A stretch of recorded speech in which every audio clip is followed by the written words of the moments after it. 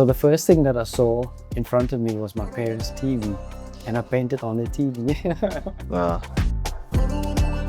I got a whipping of my lifetime. I wanted to play soccer, to be more specific, because I tried everything else and that was not working out. And then I could still draw, so I was like, maybe let me give this a shot. My practice started out as an urge. Started out as something that I had to do. You know, the thing that scared me the most was the thought of not being able to paint again. Sure, this is my path, and I'm gonna stick to it. Hi, my name is Blaai, and I'm a visual artist. Hello, my name is Vivien Kohler. I'm a visual artist, originally from Cape Town, based in Johannesburg. Hello. Hello, bro. How's it, blessing? Good things to do. Oh, well, thank you. Tell me a bit about yourself. I paint. I think of late, not many hobbies. I play a bit of soccer here and there. And yeah, I'm just in between a very simple life and making art. That's basically who I am now. And yourself?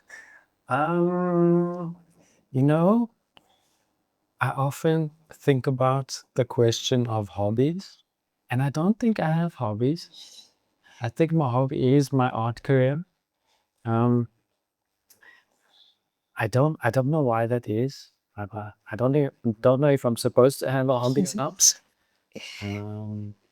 But yeah, my hobby is my career, and thankfully so. I think I'm lucky in that way, and to actually being able to pursue sort of a hobby as a career. You know, my career didn't start out as a hobby though. It started out as something that I had to do. You know, my practice started out as an urge. My practice started out as a need.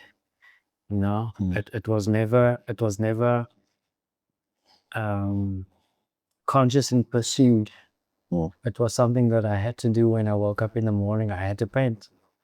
You know, I remember this one time I woke up and I was still very sleepy, but I needed to paint. So the first thing that I saw in front of me was my parents' TV, and I painted on the TV. Thankfully, it was water-based paint. I was in primary school at the time. Thankfully, it was water-based paint. I got a whipping of my lifetime. I mean, those were the sort of clues that I had growing up more of what my career was going to be. I don't know if you had clues like that along your journey. Yeah. So I used to, I guess, like most children, draw. But then it wasn't anything like that I took serious. I really wanted to get like into sports. I wanted to play soccer, to be more specific. But there were times where, like when I was with my mom at home, because we mainly stayed, it was myself and my sister and her, and I'd draw sometimes, but it was like cars and yeah, the stuff you find like in the cartoons. But it wasn't anything I took serious, and then obviously got to high school and I took art. You don't take it seriously at No, that point, right? no. Got to high school and it was an easier subject to do until you actually do art as a subject and you realize it's not as easy, especially on the theory side. And then it only kicked in, I think I was either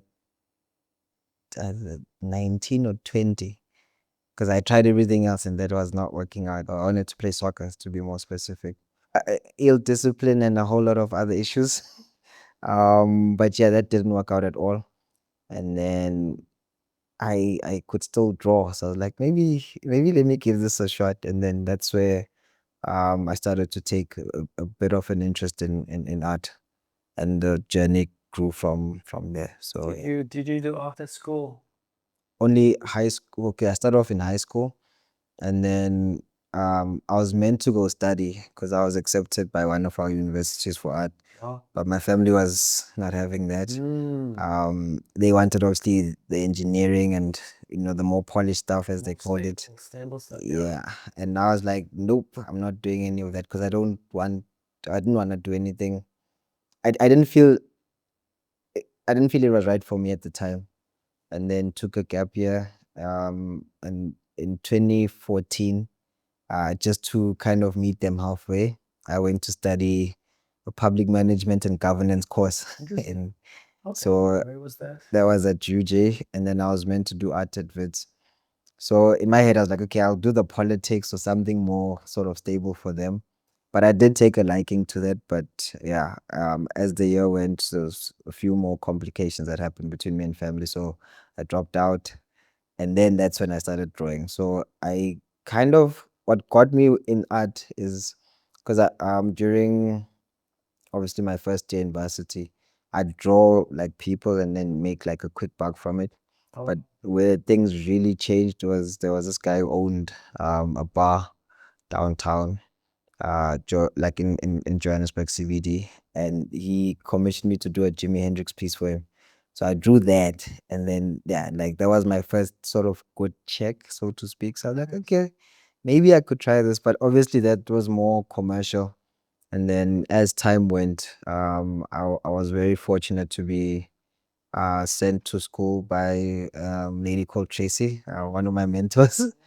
And then from there, I got to really learn more about the conceptual side of art. And that's where I really took a liking to the arts. And I decided then that, okay, I, I'm going to be an artist. And then there was that. So I got into art late. I know a lot of people kind of get in, like my peers. Some knew early, but for me, it was like only when I kind of got into the actual learning of it at a later stage, I was like, okay, now this is my path, and I'm gonna stick to it. So yeah. Your path is almost polar opposite to mine, especially in terms of your parents' motivation. Because I think my parents saw my abilities very early on. So they put me through art classes outside of school, in primary school.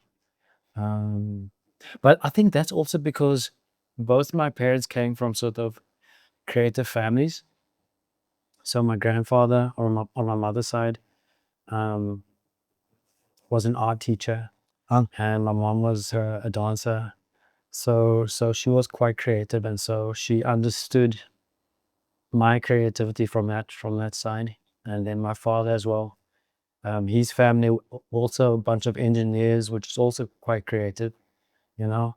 Um, so in high school, I did art in high school as well, and I actually got the highest mark in the Western Cape for matric. Yeah. Um, which they didn't tell me for some reason. They only told me afterwards. So they were pushing me.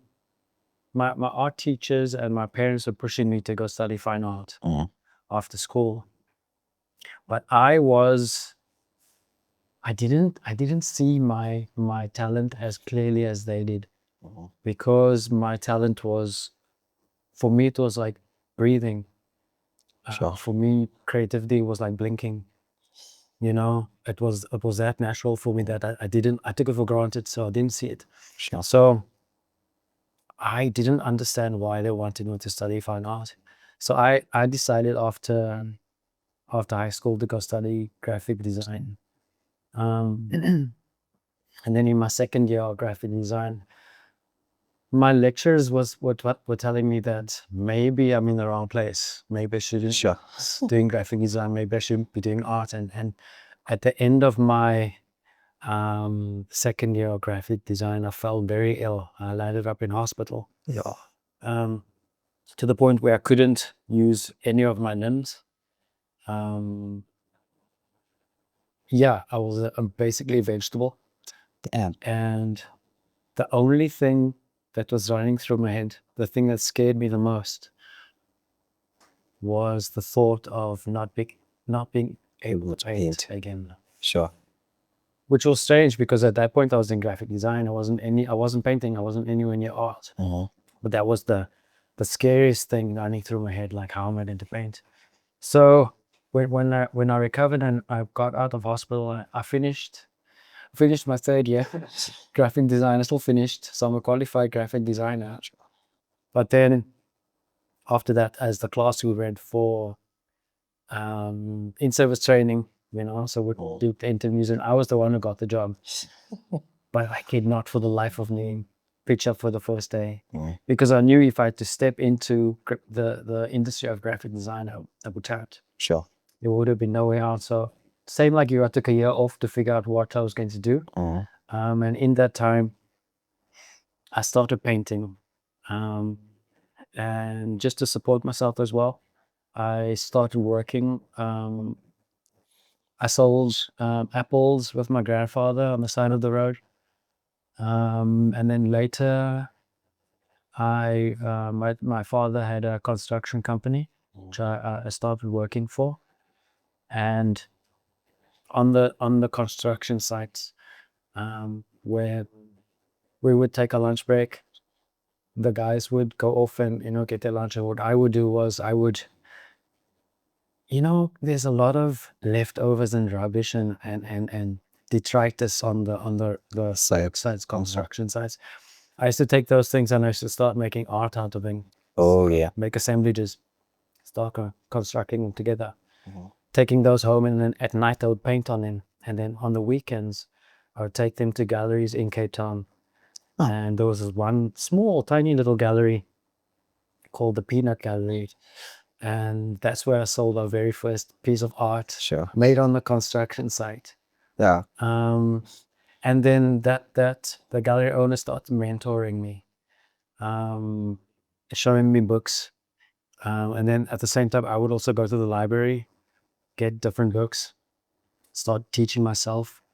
And then I discovered Ruth Prowse School of Art and Design in Cape Town, which I enrolled myself into after that year of self-discovery at least. And yeah, that's how our journey started. Sure. Yeah. And from there, what kind of propelled you to how do I put it? What made you sure that this is where you're going to stay? Because I know a lot of artists, at least some that I've met, they get into art early, especially through obviously our varsities and colleges. But then once you get into the career, it's not the easiest place to stay in. So it's sad to see, even maybe after a few years, some of the practicing artists maybe 10 years ago are not really doing art right now. So yeah, what kind of made you sure that this is what you're gonna just fight through? Because it's not the easiest of careers to be in. Yeah, no, it's not. It's definitely not the easiest career path to take. So I was literally thrown into the deep end, because what happened was I got to my second year at Ruth Prowse and I wasn't able to pay for my studies. So they politely asked me to leave because I obviously couldn't pay. So for me, it was sink or swim. And I was thrown into the industry and I just started painting. I started painting still lives. I started painting landscapes, anything just to get into the gallery system, but also just to start selling, And at that point, I also got into workshops. I was invited onto a few workshops. And one of the artists on the workshops, he had a studio at Great Moore Studios, and he asked me to share the studio with him, which then allowed me access to the workshops at the castle, which was run by Truworths. And at that point, it was just workshops. It wasn't a formulated studio or anything like that.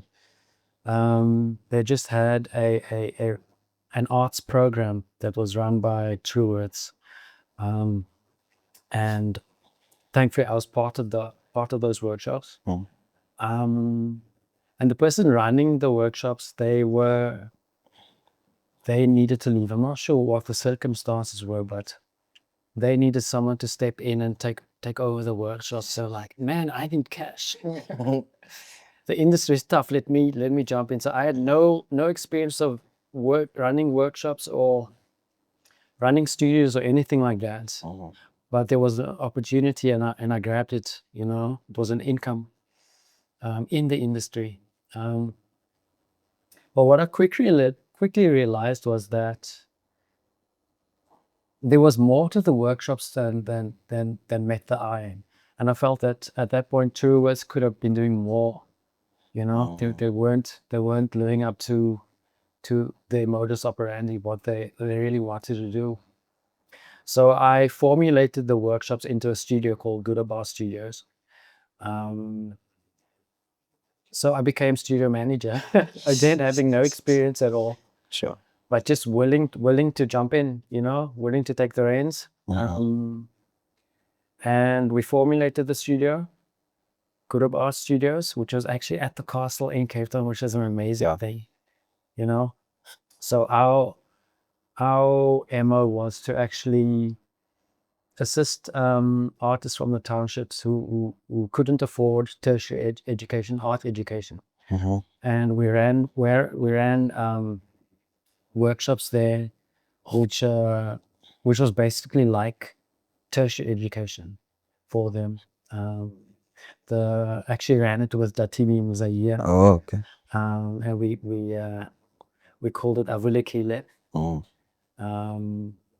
And then also, so at that point, because I was studio manager, I was earning a little bit more.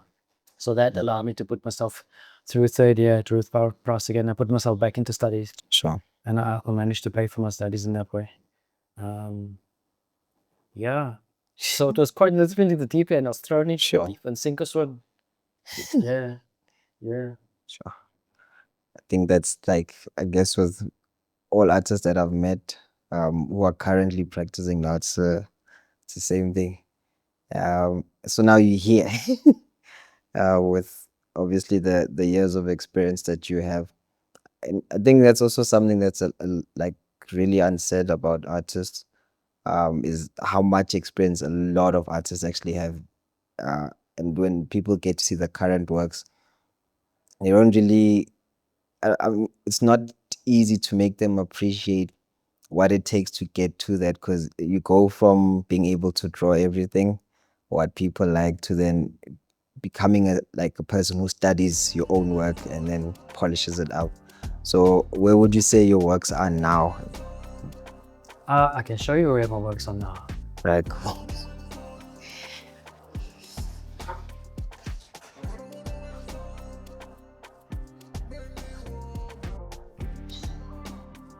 So this work was done in 2023. Obviously just after the COVID period. And at that point, a lot of artists were referencing COVID in terms of the masks and so forth, you know. But I didn't want to do that. I wanted to show the hope that came out of COVID. Because COVID forced everyone internally and made everyone introspect. Yeah. You know. So this is also why at that point, so many of my artworks, all the figures, the eyes are closed. Okay. Because we all at that point we went internal, went inside, you know, to the core of ourselves to find out who did we want to be. And so I liken that to the African context of who as South Africans do we want to be, and it's always been important for me to allow access into my work by anybody.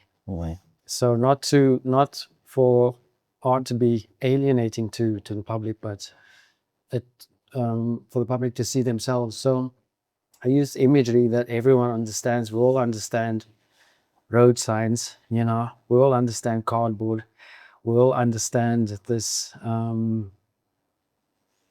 what is it, sort of Greek or Roman attitude or aesthetic. So I personified that in terms of Africanness, you know, allow ourselves to be to aspire to that sort of tradition of understanding of self as well. Yeah, this was actually this is when we worked on this together actually at August House. It was quite an amazing time. Yeah, I could not have done this work without you. So good. It also brings like some very good learning memories as well for me, because that's the first time I got to use the like resin and fiberglass and like really learn to make this new process of work that you followed. So yeah, I do miss the dust and then the cutting, and yeah, but it's really interesting to see it in hindsight now. That's what also gets me really interested in art in general. Is a piece can really spark something else in terms of memory, of course, when you get to see and understand how it was made and where it has come from. So it's really nice to see this piece again, knowing what was put to get to what the normal eye will see as like a simple artwork or silhouette that is painted in.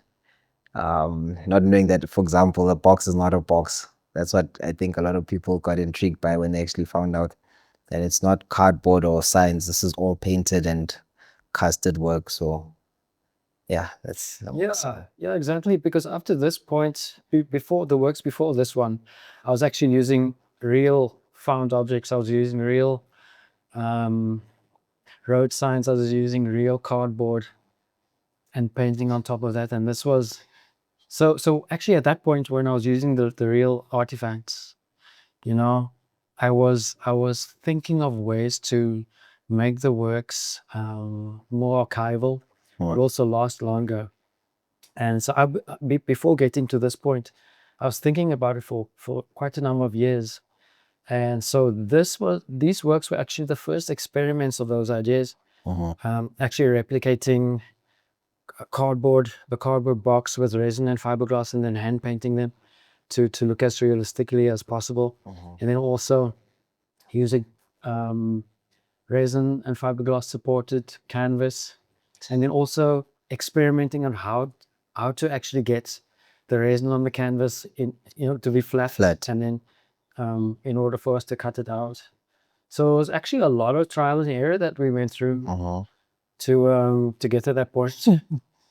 But it worked, man. I thought it came out really successfully. It did. And I mean, seeing this and the new works now, how it's also like being juxtaposed in the new works. So with the new works, I've returned to my first love of the found object.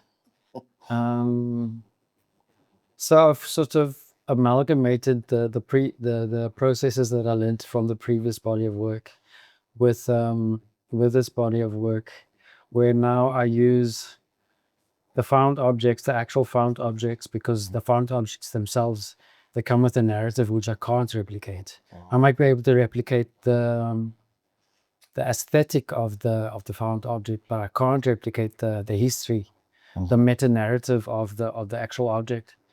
And then that I juxtapose with my new methodologies of the resin and fiberglass work. So it's quite an interesting journey, bringing all of these different methods, different methodologies into play into one field. It's and what I enjoy is that it's a natural process. It's not forced. Sure. Same with your work, I don't know if we can show your work now. That second image there's when we recently showed together at Latitude. That's my new work there on the left hand side of the frame. What work were you doing at the time? So I had this piece, and I think if I go on to the next one, okay, it's not there. So I was showing that piece, and there was another piece that was part of it there in the first one. Yeah. And then if you click on the image, it has a second part to it. Ah. So I showed these two. Yo, this was the Gallery Momo booth at Latitudes. Yeah. Yeah. Tell me about this work. So this is kind of part of what my newer works look like, but then taking from what I did in the more simpler pieces. So I have this little sort of, not a trick, but because in terms of ideas, like I had a lot of ideas that I was putting out, and the problem was I wasn't really exhausting them fully. So this is me going back to the drawing board and taking certain art pieces that I've done in the past and just exhausting or exploring the idea more. And then it's kind of like goes in line with how I'm living my life now, where I've gone from a rather fast-paced life at the time to a more calm one now, a more simpler one, a less fast life, I must say. And this is kind of what I'm trying to reflect in the works as well. So it's starting to become more mature. My works also would get very busy. So as you know, like in the past when you'd give me advice, where there's like just too much busyness. So now I like kind of pull in some quiet moments, but still keep a few elements of some business to just like have the differences in. And then I'm playing a lot with texture. So if you see the actual art piece, there's like the smoothness of the colors, but where the blues are, for example, in the mirror, that's like a very rough texture, and it's actually the canvas exposed. Amazing. So it's an underpainting with a lot of painting obviously done Amazing. around it. So yeah, that's my play on the works now. So you're currently preparing for a solo at Gallery Momo. Yeah. Is this the direction you'll be taking? Yes. So this is what I'm gonna be presenting as well at the show. But there's also gonna be some elements of works that I've done in the past. So it's like basically me going sort of backwards as well, but bringing in those the newer elements together with what I didn't explore fully in the past works. Because this is a recent style as well. So obviously I switched from doing realism into this, as you had advised me. So does yourself and Tracy who advised that, look, you've got a really unique style here. People can paint buildings. We've seen the buildings a lot. You're really good at them, but let's move to something that is unique. So when I switched to doing this kind of work, I kind of evolved very quickly. So now I want to like present works that are fully, not only resolved, but like fully explored, basically. So this is the direction that I'm going to take, where I'll be bringing some works. And then if you go to the other piece, so this is them together. Beautiful. And then the piece with the staircase, I've actually hung a piece of how I actually started in terms of the steps. So if we go to the full image of that piece, going to the left. Yeah, going to the left. So just go backwards again. So yeah, the piece on the wall within the artwork is basically what I started off doing. So you referenced yourself. I referenced myself basically. And then it's also what you'd call sort of like an undone piece within the works. And then that's also like the symbolism of what I'm going to do now with many of the works. So it's to explore those ideas again and then bring them back into the more newer ones. So it's a visual representation of your current journey. Yeah. Your current painting journey. Yeah. In one frame. Yep. Wow. Wow, I love that. Thank you, bro. So for your Momo exhibition, do you have a specific theme for that you work? Yes. So this is also going to show there as well. But basically it has to do, it's called surrogate emotions, and has a lot to do with like what influences have kind of shaped how we are as people or individuals. So for example, you'll find someone who maybe is influenced by a good background, good parents, supportive family. How they react to situations would be far more different than someone who has not had that kind of privilege. Or even if someone has grown up well, but as they go, maybe there's insecurities that we pick up as people. There's insecurities that we kill and gain confidence in. So it has to do with what surroundings, not just people, but our environments, like the kind of influences we get from people and environments into how we are as people now. So this, in my personal journey, I just took what my experiences now compared to my past have kind of shaped the person I am. So a lot of my emotions are not really mine. It's what I've learned or carried through till now. So that's what the solo show is going to be about. So in the title of your show, the word surrogate actually refers to your environment that you're painting. Basically. Wow, it's incredible. It's incredible. And obviously, you can get to carry your own images and your own emotions, of course. We all know well, but for me, it's like, how do you then put yourself in my work? And that's what I'm also trying to create, for people to kind of wander within the work and get to know what my emotions are. So they'll be carrying my emotions in a way, my experiences. So they become the surrogates. Yeah. Wow, incredible. So that was the whole play for the show. And yeah, this is where I'm at now. And yeah. I love that. Thank you. Well worn. On your Instagram feed, do you have a favorite artwork? It doesn't have to be a current or I do. Do you have your favorite artwork? I do. The problem is there's a number of them, but the one that sparked, I'd say, my career, if we go further down, can keep scrolling, keep scrolling. Okay, a bit more. Keep scrolling. A bit more. Some more. Yeah, this one with this figure there. This one? Yeah. Oh, yes. So this one That is a strong image. was, and again, if you look at the image I just showed you, it's this artwork. Actually, I just changed the figure. So this is the artwork that sparked my career for me and gained a lot of traction. Was this done at August House? This was done at August House. Wow. This was done at August House. Still my favorite artwork, and I've only got to see it like twice. After I obviously made the piece, it went on show, and then I kept it for a while, and then someone bought it abroad, and then I had that opportunity to go actually where the person stays. Where was it? Amsterdam? No, it was Germany. Germany. Wow. So they called me through, got to see the artwork. We hung out, and yeah, we'll never see this artwork again, I guess. But well, you can't say that. You never know. Unless I buy it back.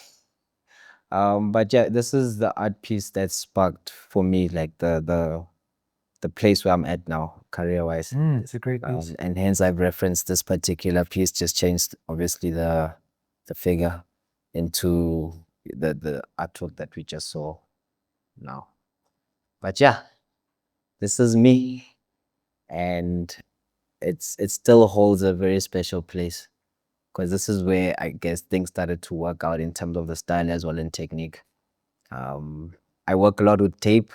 So for the first time, this is where tape started to support me, where lines were lines. Yeah. And yeah, I started to learn how to, really play around with the technique as best as possible and to polish up from there. Isn't this the artwork you're supposed to give me? No, it's not this one. It's not this one. These are the ones that showed at Latitudes. It was little panels. They did a salon, sort of like in a salon style. They were down. Oh. Yeah. So outside of this image, if you look at the background there's like some of those artworks. So I made little panel images, and yeah, this shockingly enough became the strongest one. And it's the one I enjoyed doing the most, to be honest. But it did not sell immediately. It took a while for it to also get a buyer. But I did refuse selling it for a while until, the person who bought it promised that, look, I'll give this artwork a home. I'll make sure I hang it. And yeah, you'll actually get to see it on the wall.